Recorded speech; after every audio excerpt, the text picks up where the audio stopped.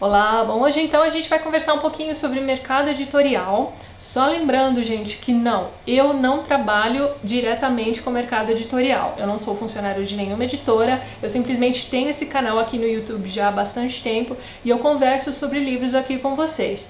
Vocês sabem, quem me acompanha aliás sabe, para você que é novo, deixa eu me apresentar um pouquinho, meu nome é Tatiana e eu não sou crítica literária, não tenho a menor pretensão de ser crítica literária. Eu sou uma leitora comum e é da minha área, né? Eu sou estudante de letras, eu me graduei em letras, mas a minha pós-graduação não tem nada a ver com literatura. Eu fiz a minha pós em ensino de idiomas, mas por eu ser da área, eu sou uma pessoa muito curiosa, então vira e mexe aqui no canal, vocês vão ver vídeos em que eu vou comentar sobre determinados livros e eu vou dizer para vocês, eu procurei também esses textos de apoio, vou indicar livros de crítica literária também ao longo desses vídeos, enfim, eu sou uma curiosa, gente. Eu não acho que literatura seja uma coisa que você simplesmente pare de estudar um dia, então, enfim. Por mais que eu tente embasar determinados vídeos aqui na teoria literária, eu estou muito longe de fazer críticas literárias aqui no meu canal e eu estou muito longe, inclusive, de fazer resenhas. O que eu vi acontecer ao longo desses anos todos foi a banalização do termo resenha, mas eu nem sei dizer pra vocês se eu acho que isso é uma coisa ruim ou não, enfim. É tão falado que o que a gente faz aqui é resenha, resenha, resenha, que vira e mexe eu mesmo vou usar esse termo. Mas eu sei que você precisa de uma forma, seguir determinados passos para considerar resenha aquilo que você faz, e o que eu faço aqui também está longe de ser resenha. Eu simplesmente sento aqui e converso sobre os livros com vocês. E eu sei, como os meus colegas que fazem vídeos também sabem, que a gente consegue criar uma certa movimentaçãozinha ao redor de determinados livros com os nossos vídeos também. Então, de certa forma, a gente acaba interferindo ali nesse mercado editorial e por isso eu achei que tudo bem eu sentar aqui e conversar um pouquinho com vocês sobre esse assunto. De novo, esse é um book talk e os vídeos desse tipo que eu coloco aqui no canal nunca são assunto encerrado, tá? Simplesmente eu vou jogar algumas perguntas pra vocês, tem coisas aqui que eu não conheço, de repente você aí sabe, vai poder tirar essa dúvida pra gente aqui nos comentários. Vamos conversar então sobre alguns temas que vocês me sugeriram que tem a ver com esse assunto, né, de mercado editorial, e vamos ver no que é que vai dar, não é mesmo? Então vamos lá. Eu vou começar comentando com vocês então algumas questões que surgiram naquele vídeo de brainstorming sobre o assunto. Se você não viu, eu vou deixar um link aqui em cima e lá embaixo na descrição do vídeo também. Era um mini vlog, eu coloquei cenas de uma minissérie brasileira que falava sobre essa questão de mercado editorial na década de 60/70. E ali a gente pode perceber que algumas coisas ainda continuam acontecendo, não é mesmo? Como, por exemplo, a falta de qualidade dos livros mesmo, do objeto final que a gente compra por aí. Vocês devem saber que os livros que vão parar no supermercado ou os livros que ficam em promoções ali no Submarino, alguns, tá, gente? Eu sei que isso não é sempre que acontece. Ou mesmo aqueles livros que vocês compram nas revistinhas da Avon, vocês sabem que aquele livro não tem a mesma qualidade dos livros que vão parar na livraria física.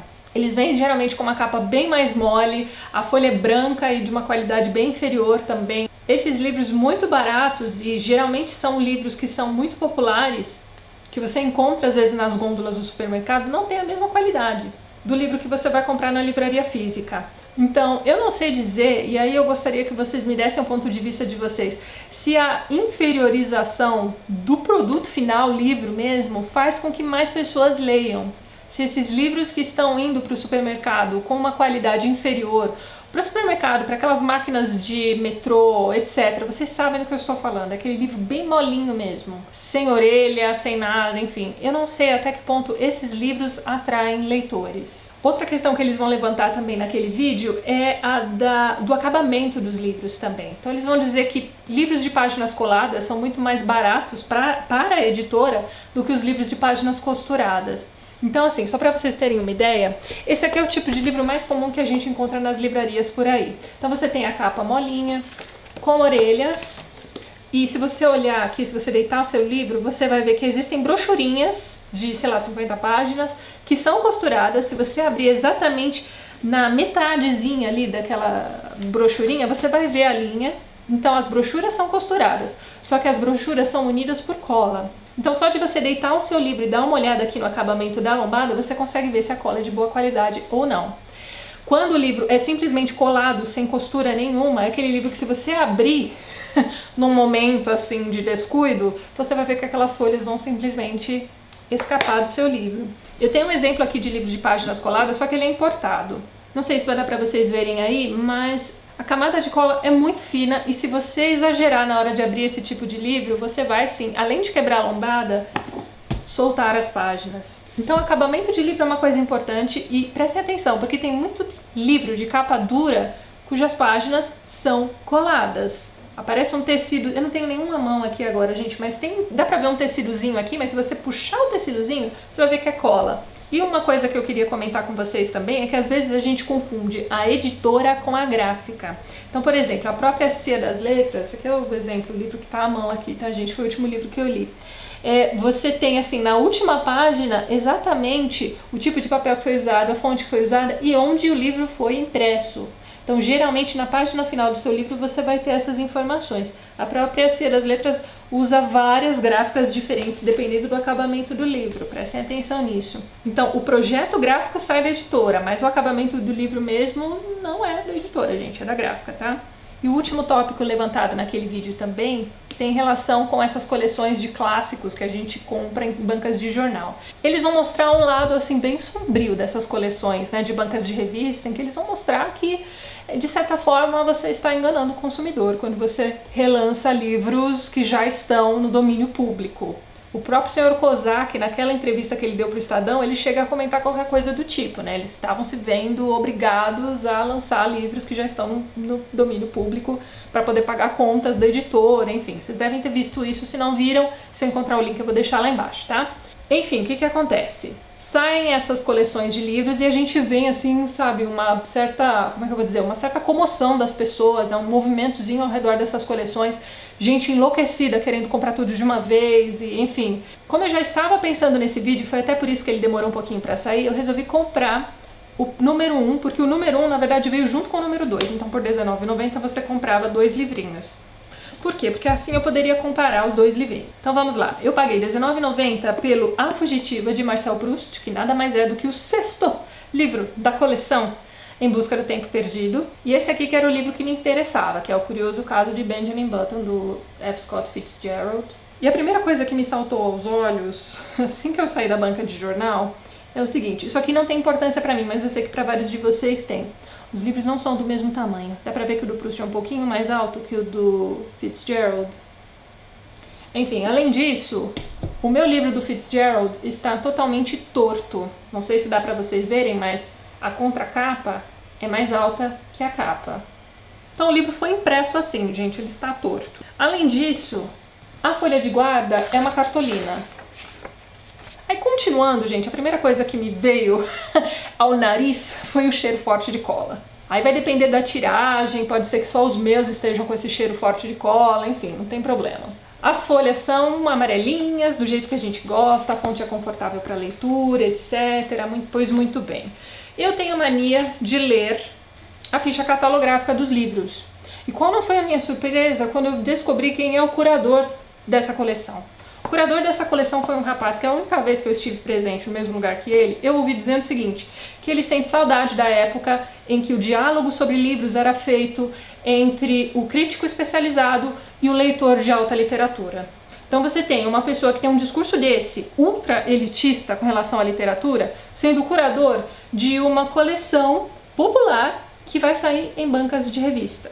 Então assim, eu não sei vocês, mas eu gosto de um pouco de coerência no mundo. Como é que uma pessoa com um discurso desse vai ser responsável por um projeto desse de qualquer forma? Gente, só por isso eu não posso simplesmente chegar aqui e apoiar um projeto desses. Eu não posso indicar esses livros pra vocês. Eu estou vendo que a qualidade não é lá essas coisas. Tem uma coisa dentro de mim que me impede de chegar aqui e dizer pra vocês, gente, olha a capa dura, a folha amarelinha, vai ficar bonito na estante.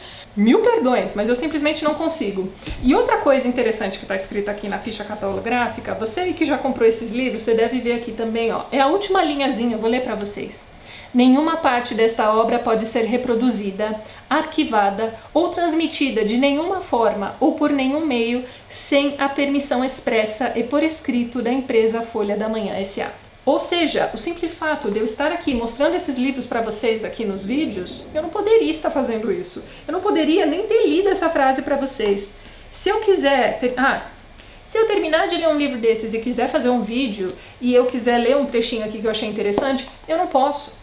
Detalhe, esses livros estão no domínio público. Então, uma coisa muito estranha.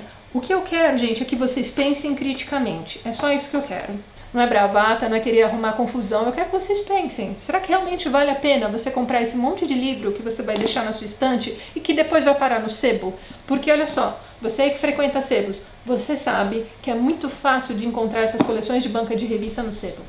Então eu sugiro sempre compras conscientes e pensamento crítico nessas horas, gente. Agora vamos lá, um outro tópico que vocês me pediram para comentar é a lista de livros mais vendidos da semana. Então aqui no Publish News, eu vou deixar o link lá embaixo para vocês olharem também, você tem o ranking separado por tipo de livros, sei lá, você tem aqui o geral, que é o que eu vou comentar aqui com vocês. Depois você tem os livros por ficção, não ficção, autoajuda, infanto-juvenil e negócios. Vamos ver então os livros no geral. Eu não conheço nenhum desses livros, eu não li nenhum deles. Então, de novo, eu quero que vocês pensem criticamente e me ajudem a chegar a uma conclusão a respeito dessa lista. Deixa pra mim os comentários lá embaixo. O número 1, o livro mais vendido essa semana foi o Como Eu Era Antes de Você, de uma autora chamada Jojo Moyes. Eu já vi muita gente fazendo vídeos aqui no YouTube, eu só não cliquei nos vídeos porque esse livro não me interessa. Mas enfim, esse é o livro mais vendido. E eu sei que vai ter aí um filme sobre esse livro. Então você já vê aí uma certa movimentação da mídia em volta de um livro que vai ter um filme, enfim. Vamos lá, esse é o primeiro. O segundo é o Ruá, do Padre Marcelo, não sei se assim se pronuncia, gente. Terceiro, Todo Seu, da Sylvia Day. Pelo amor de Deus, as pessoas ainda não pararam de ler livros eróticos. Vamos lá. Em quarto, nós temos o Papo de Menina, desculpa, gente, tô sem óculos. Da Mariane e Natane Petrin Martins. Eu não conheço essas meninas. Authentic Games, do Marcelo Túlio. Também não conheço. Em sexto lugar, vocês vão ter também o Depois de Você, que pelo que eu tô vendo aqui, parece que é a continuação do Que Eu Era Antes de Você. O sétimo lugar foi Segredos da Bel para Meninas. Em oitavo lugar, um livro horroroso que eu não recomendo pra ninguém, já tem um vídeo aqui no canal, não vou me estender, tá, gente? Mas é um livro mal feito, mal escrito, mal ajambrado. Veja o vídeo se você tiver interesse, que é O Orfanato da Senhorita Peregrine para Crianças Peculiares. Eu sei também que esse filme está em pós-produção, já tá pra sair aí, e foi dirigido pelo Tim Burton. Mas, gente, olha só, opinião, que cada uma tem a sua. Na minha humilde opinião, Tim Burton deixou de ser um diretor excelente há muito tempo. Ele ainda faz algumas coisas boas, mas já faz muito tempo que eu não vejo um filme excelente desse cara. Enfim, tá aqui. Em nono lugar tem Ansiedade, Como Enfrentar o Mal do Século, do Augusto Cury. E em décimo lugar, O Poder da Ação, do Paulo Vieira. Eu não sei vocês, mas uma coisa positiva que eu vejo aqui nessa lista é que a grande maioria desses livros foram escritos por autores nacionais, autores brasileiros. Então, tá aí um ponto positivo.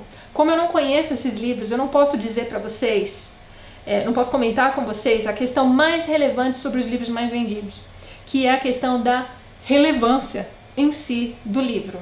Será que esses livros que estão aqui como os mais vendidos serão lidos, sei lá, daqui a 100 anos? Será que esses livros que estão aqui na lista dos mais vendidos não vão ser os livros dos quais vocês vão querer se livrar daqui a um tempo, vão querer vender no sebo, vão querer, enfim, entregar numa biblioteca e não querer mais ver nunca mais na vida? Tá meio preocupante. Eu olho aqui para essa lista, a lista continua, eu só li os 10 mais, tá? E eu não vejo nada aqui, mas essa sou eu e vamos lembrar que opinião, né? Enfim, a gente tá discutindo o assunto. Eu não vejo aqui nada que valha o preço médio do livro no Brasil, que aí o Instituto Nielsen, né, vai me dizer que o preço médio no Brasil de um livro é de R$ 35,78. Eu não pagaria R$ 35,78 em nenhum desses livros. Aliás, eu não compraria nenhum desses livros. Me digam aí nos comentários o que vocês acham dessa lista. Agora, o Nielsen vai trazer pra gente aqui, vou deixar o link lá embaixo também, uma questão interessante. Olha só, eles fizeram uma pesquisa com a seguinte pergunta: quantos livros você comprou em 2015? E aí tem um esqueminha aqui bacana comparando os livros vendidos em 2014 e em 2015. Vocês vão ver que houve uma queda, mas foi uma queda pequena. Ou seja, o mercado editorial no Brasil está sólido. Ou não, não sei, gente, me digam aí nos comentários, deem uma olhadinha, vocês que entendem aí mais de estatísticas, etc, dá uma olhada naquele quadrinho. Vocês vão ver que houve uma queda pequena, gente. E a gente tem que lembrar que 2015 foi um ano pesado de crise, talvez agora em 2016 esse número tenha caído ainda mais, provavelmente caiu. Mas uma coisa interessante que vocês vão ver nessa tabelinha é a questão de números de SBNs. E SBN é o número que você ganha quando você faz a inscrição do seu livro na Biblioteca Nacional. Inclusive é uma coisa que eu recomendo muito para você aí que é escritor, que coloca suas coisas na internet. Gente, protejam-se com o ISBN, assim você não vai ter problema de plágio na sua vida, tá? Então olha só, o número cresceu pra caramba, foram 6.000 ISBNs a mais sendo criados em 2015. O que é uma coisa boa por um lado e preocupante por outro, porque é o seguinte, qualquer um consegue escrever um livro e pegar um ISBN, publicar um livro de forma independente. Quantos desses livros são realmente relevantes?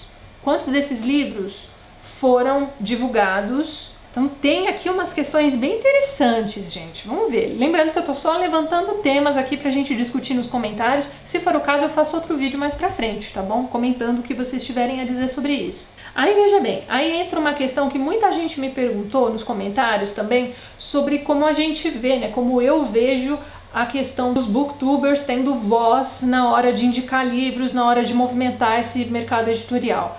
Bem, gente, o que acontece? Isso já vem acontecendo há bastante tempo, isso não é de agora. Então eu vou lembrar aqui pra vocês, acho que foi a primeira vez que caiu minha ficha de que eu precisava tomar cuidado com o conteúdo que eu colocava na internet, porque eu estava influenciando pessoas a fazerem suas escolhas na hora de entrar numa livraria.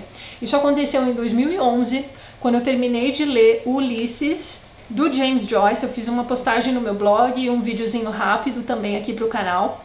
E eu me lembro de estar numa livraria, na fila, né, do caixa da livraria, e um rapaz atrás de mim parou uma moça que trabalhava nessa livraria e perguntou para ela, né, sobre esse livro. E aí a moça virou para ele e disse assim, olha, não sei o que aconteceu essa semana, esses livros estavam aqui encalhados e a gente vendeu todos os que nós tínhamos. E aí é óbvio que na hora eu não fiquei me achando e falando, nossa, eles estão procurando livros só por minha causa. Mas eu fiquei com a pulga atrás da orelha. Porque foi muita coincidência, no início daquela semana eu coloquei aquele vídeo, durante a semana esses livros sumiram da livraria. E depois conversando com pessoas que trabalham em livrarias, eles me dizem que, olha, se você faz uma resenha muito positiva de um livro, a gente já deixa ele um pouquinho mais em destaque aqui, porque a gente sabe que vai ter gente procurando. Só que é óbvio que isso não acontece só comigo. Hoje em dia existem trocentos canais aqui no YouTube que falam de livros. E uma coisa que me incomodava ali na primeira geração de youtubers que falam de livros, como hoje em dia, é a questão de que você tem 25 vídeos sobre o mesmo livro e os comentários são todos muito semelhantes. Se a gente voltar aqui à lista dos mais vendidos, você vai ver que esse Como Eu Era Antes de Você é um livro que foi muito comentado aqui nos canais, certo? E eu não sei, gente, se aqui nessa lista de 10 existe algum livro feito por algum youtuber. Eu desconfio que sim. Isso tem incomodado muitas pessoas e eu simplesmente não entendo por quê. Olha, qualquer um pode escrever um livro e pegar o seu ISBN. O que impede uma pessoa que tem um canal no YouTube a escrever um livro? Ah, mas usou ghostwriter, ah, mas não foi ele mesmo quem escreveu, enfim. Gente, aí eu vou repetir para vocês que eu não posso discutir a qualidade literária dos livros porque eu não os li. Mas me digam aí nos comentários o que é que vocês acham sobre isso. Eu acho muito natural que pessoas que tenham apelo, principalmente com jovens, os jovens são os grandes consumidores do nosso mundo, escrevam livros, vendam, façam dinheiro para as editoras e olha só, eu não vou citar nomes aqui, mas eu conheço casos de editoras que lançaram livros best-sellers, livros que eles sabiam que ia vender para cachorro, só porque eles teriam dinheiro suficiente para poder lançar livros relevantes também. Então isso acontece. Agora, com relação à influência que a gente tem nas pessoas e tal, eu acho que tudo vai mais de acordo com afinidades. Então, pessoas que têm afinidades comigo, ou pelo jeito que eu falo, ou pelo meu gosto de literário mesmo, enfim, algum tipo de afinidade que você tenha comigo, dependendo dos comentários que eu fizer sobre determinado livro, você vai se interessar por ele ou não. E é óbvio que muitos de vocês que já compraram livros por indicação minha, já se decepcionaram com alguns livros. Isso acontece comigo com relação aos meus colegas que fazem vídeos que eu assista também, que eu já tenha comprado alguma coisa por indicação deles. Isso é muito comum. E isso acontece simplesmente porque nós somos pessoas diferentes, graças a Deus, não é mesmo? Então é claro que os nossos gostos vão variar e isso é muito saudável. Agora, coisas bacanas que a gente pode fazer, além de simplesmente chegar aqui e indicar livros, dizer gostei, não gostei, é legal, não é legal, a capinha é bonita, vai ficar bonita na estante ou não, a gente pode fazer algumas coisas além disso, como por exemplo, movimentar pessoas que estão descontentes com o trabalho de determinada editora a melhorar seu trabalho. Eu vou dar aqui 2 exemplos. O primeiro foi o do Stoner, daquela editora, eu esqueci o nome da editora, gente, sério, se vocês quiserem colocar nos comentários, por favor. O Stoner foi o primeiro livro lançado por essa editora e era um livro mal e porcamente revisado. Então, assim, foi uma coisa que você pegava o livro na mão, assim, você que já tem uma bagagem literária, você via que era trabalho de amador. E foi tão péssimo, eu nunca vou esquecer daquela frase do pai levando o rapaz para a faculdade, dizendo pro rapaz assim: é aqui que você vai ir na faculdade. Pelo amor de Deus, isso estava logo nas primeiras páginas. Depois eles fizeram uma nova tiragem do livro já revisada e tudo bonitinho, enfim. Só que eu duvido muito que essas pessoas que trabalham nessa editora tenham recolhido os livros que foram comprados, pagos, tá? E entregado esses livros revisados em troca. Enfim, duvido que isso tenha acontecido. Mas, né, a revisão foi feita, aparentemente o trabalho agora tem sido feito com mais cuidado. Outra questão também foi de um livro que eu tenho quase certeza que a Claire Scorsese fez vídeo no canal dela, que é o Shirley. Esse livro também ficou esgotado rapidamente e houve uma movimentação das pessoas para que houvesse uma nova tiragem. Então isso foi muito bacana. As pessoas fizeram abaixo-assinado, se eu não me engano. Deu certo, a editora fez uma nova tiragem e eu acompanho o Instagram dessa editora, que é a Pedra Azul. E eles têm colocado fotos das pessoas que estão recebendo esse livro. E você vê nas fotos a satisfação da pessoa. Poxa, eu consegui, né? Quis tanto esse livro, agora eu consegui. Então, já que existe uma visibilidade, né? Já que as pessoas, né, que estão de fora olham pra gente e acham que nós somos endeusados, né? Porque isso é falado, né? Ah, Tatiana tem 100 mil inscritos, ela é endeusada. Nada disso. Quem me encontrou no metrô ou na rua, vocês sabem que, enfim... Nós somos simplesmente amigos virtuais que gostamos das mesmas coisas, compartilhamos gostos semelhantes. E não tem isso de ídolo, fã, não tem nada disso. Isso está na cabeça das pessoas que, enfim, querem ver problema nisso aqui que a gente faz, que é simplesmente de incentivo à leitura. E não é ler mais, é ler melhor, é ler criticamente. Tem gente que olha pra mim e diz assim: ah, ela lê livros de 1000 páginas em um mês, isso é mentira. Bem, eu não vou ficar aqui discutindo os seus hábitos de leitura, então por favor não discuta os meus. Você não sabe quantas noites eu viro para terminar de ler um livro que eu tô adorando. Enfim. Então eu dei toda essa volta aqui para explicar para as pessoas que olham pra gente, que faz vídeos no YouTube, que tem um número X de inscritos no canal. É o seguinte, gente, nós não ganhamos rios de dinheiro. O dinheiro que a gente ganha por essas publicidades aqui no YouTube tá cada vez diminuindo, porque, né, crise, né, você não tem pessoas investindo em propagandas no YouTube. Cada vez tem mais canais, então aquele valor é diluído em número de canal. Então, assim, esquece esse negócio de achar que a gente que tem vídeos com, sei lá, de 5 mil a 10 mil visualizações, que a gente está fazendo dinheiro aqui dentro. Isso não existe. Ah, mas você tem patrocínio da Amazon. Quando eu faço vídeos patrocinados, vocês ficam sabendo. E outra, fiquem felizes por mim. Tá? Eu fico muito feliz quando eu vejo algum canal que eu gosto fazendo merchan, enfim. Não tem porquê não ficar feliz pelo outro simplesmente porque ele está trabalhando com uma coisa que ele gosta.